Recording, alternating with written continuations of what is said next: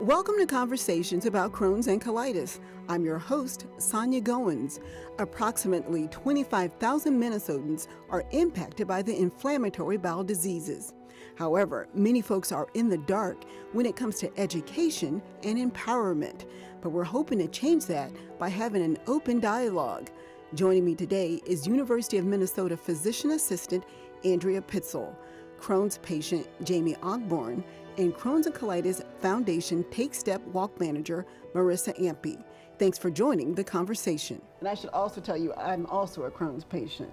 Now, you guys, what's the one misconception you think people have about inflammatory bowel disease? I think a lot of folks think it's, like a bathroom disease, but it's much more than that. I would say that, patients think, or just the general public thinks that it's this outward, obvious disease that patients have, and many, many times patients are just suffering in silence, and so it's very difficult to describe what's going on and describe, why I'm missing this family event, why I'm missing this, this event at work, or I might be missing days at work. Even though I might look, perfectly normal and feel okay, many of our patients are really suffering in silence because it's not, they feel it might not be acceptable to talk about. Yeah, it is really an invisible disease, Mm-hmm. Jamie, do you ever feel like you have to work harder to make up for like lost work? Because that's how I feel at work. I'm like, I miss these days, and everybody's looking at you wondering, what's going on? I definitely do. I remember the first college, telling me, like, if you can't make it to college, we can't have you here. And the second college was so easy to work with. And I'm like, nope, I got to get this. I know I have a surgery. I can plan it around college. And the surgeon's like, no, you plan it around you. But I always felt like I needed to make sure to keep up with everyone else. And it still shows in my current job. When I take a day off, I'm apologizing. And my manager's like, what's wrong with you? You took a day of PTO. And from their perspective, they don't even notice it. Yeah. Andrea, for people who might be just joining us now, can you explain what is Crohn's and colitis? Sure. So inflammatory bowel disease, kind of the overarching umbrella term for ulcerative colitis and Crohn's, is just basically inflammation within our intestine that can be in a variety of different places, that can be driven by a lot of different causes. We don't know exactly what, but basically is inflammation within our intestine. Yeah. Marissa, I know you're with the Crohn's and Colitis Foundation. There are many resources for patients. Yeah, there's a lot of information available on our website. There's support groups. You can find information online. It's all right there, easily available. There's a patient conference coming up in the spring, so you can find more information in person. And there's a lot of resources, since there are a lot of misconceptions about Crohn's and UC. Yeah, unfortunately, many of the patients are young people.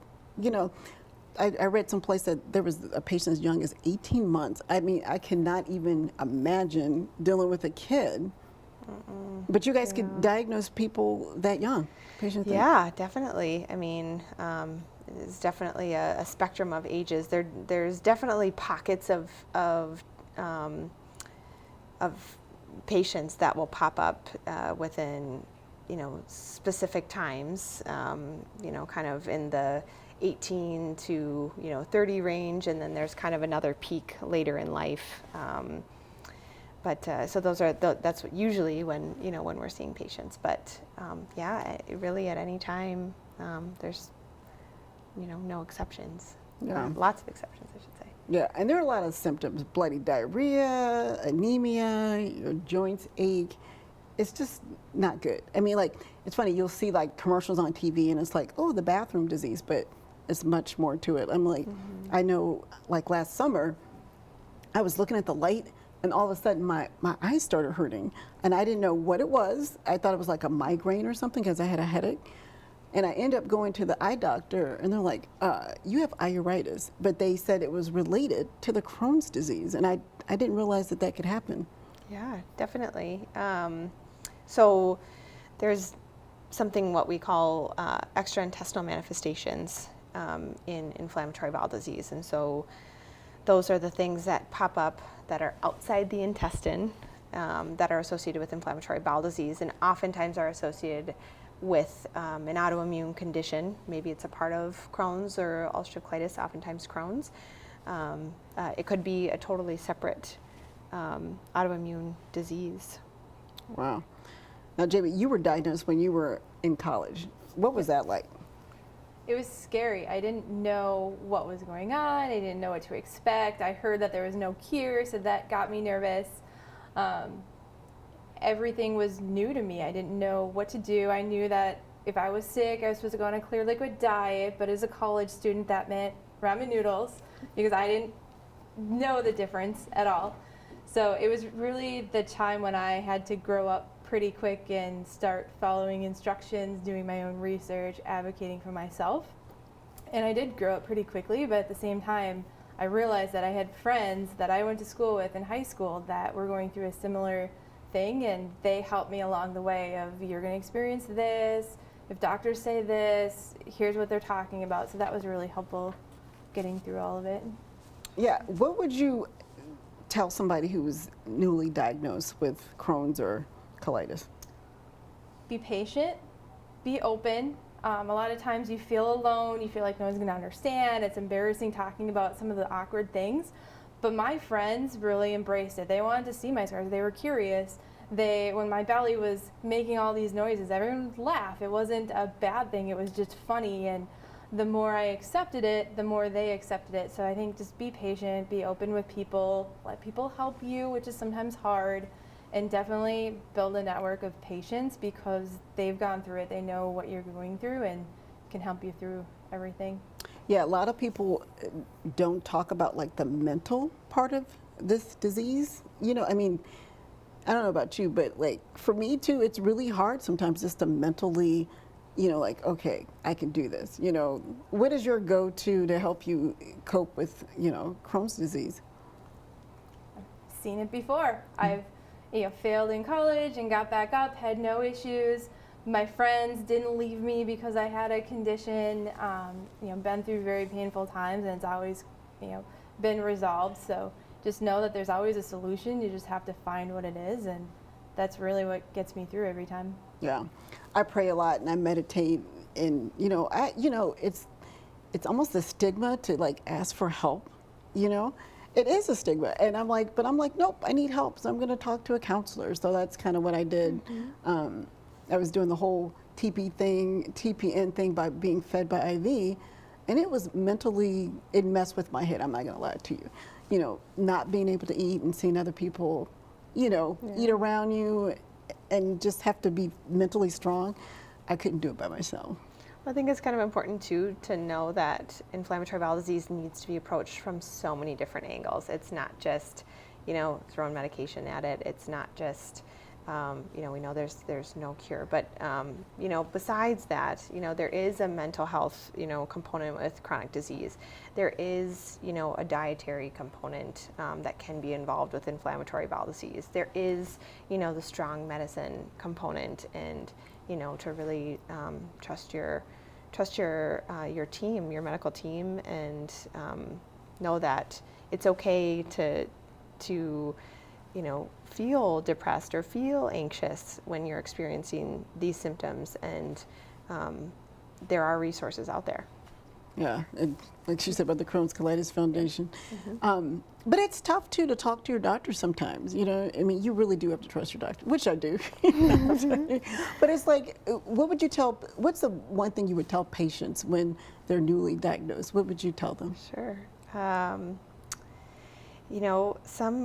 Some of those appointments are my most favorite. It seems weird, but when I have a patient that's newly diagnosed, and I get the opportunity to be the one to really talk about what the disease is, what this means, what this looks like, and that they are just as much a part of the journey and the decision making as the provider is, saying what's going on. And you really got to meet patients where they're at, and make sure that they're understanding of what's going on with their body and what the course might be. And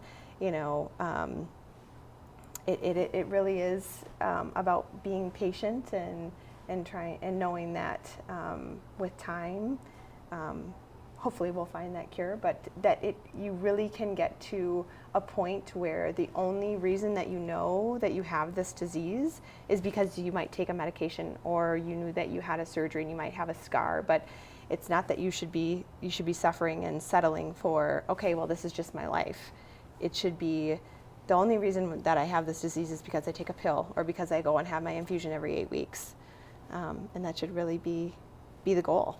Yeah. We should also talk about medical costs, because that is a big one.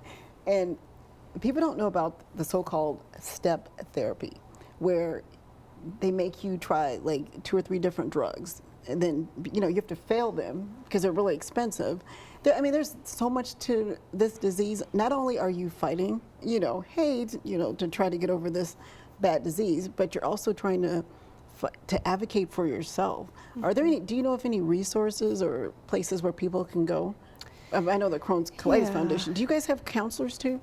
Yeah, so you can go online and find different resources, counselors. There's different support groups, since they have different information as well.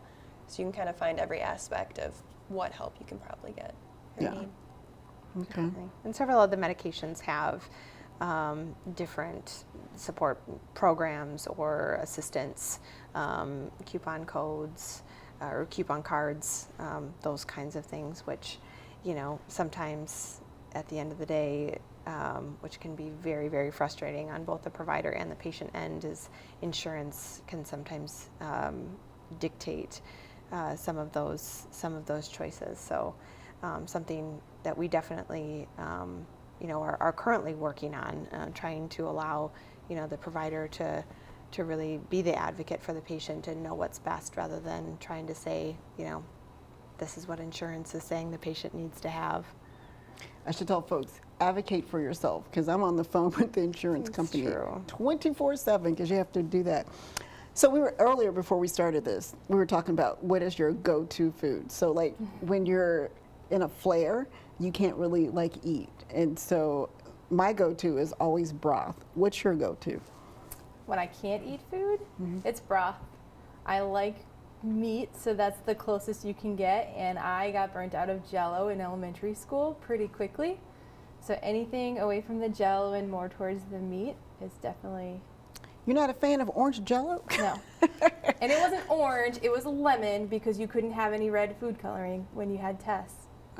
Same. No, I'm a big fan. Orange is my favorite Jell-O, even though this whole summer that was like my go-to, orange Jell-O. Do you remember the first half marathon we did together, and they had lemon Gatorade, and I wouldn't drink their Gatorade. I bought some, and I carried the whole bottle of Gatorade with me because I still hate lemon Gatorade because I drink so much of it. I know.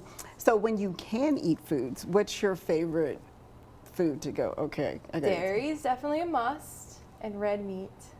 Yeah, I could go for a steak right now, but it's going to be a minute for that. And burgers. Yeah. So are there any diets that, I know the Crohn's Foundation and the doctors are talking about this Mediterranean diet. What is that?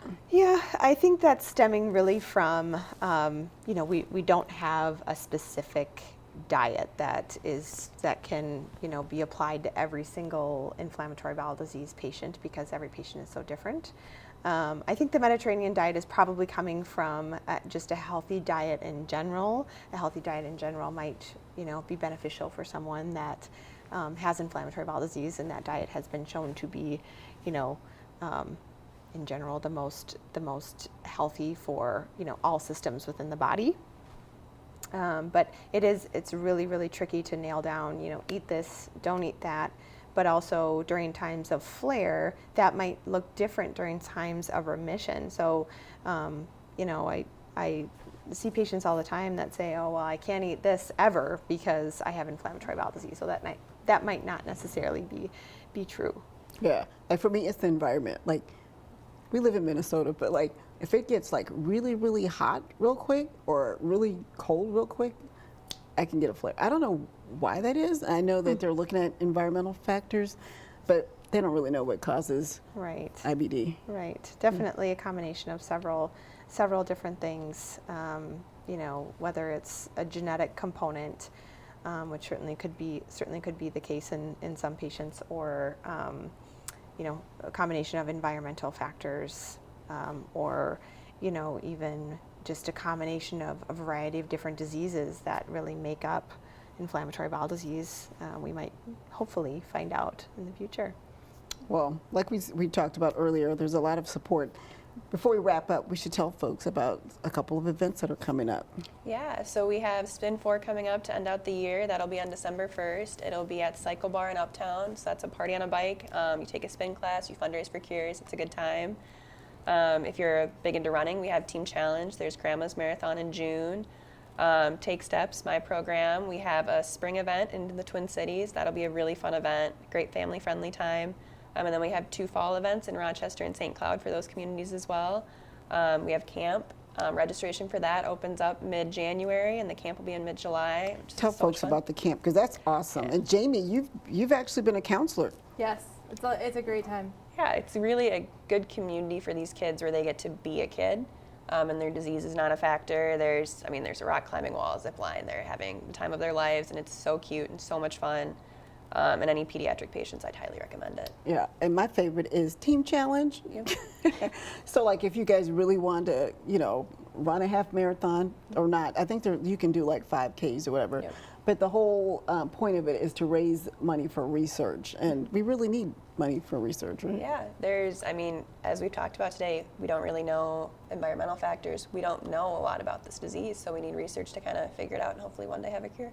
Okay. And you can walk the whole half marathon on most of these too. I don't know about Grandma's, but I know the Vegas one, I came in because I could walk the whole way if I wanted. So I don't feel like it's too much work. Yeah, because sometimes you have to walk, and there's no shame. Cross that finish line. Yep. Yeah. Well, you guys, thanks for joining us. Thanks for having us. Yeah. Before we wrap up, if people want more information about Crohn's or colitis, they can go to the Crohn's Colitis Foundation.org to find out more information. Thanks for joining us.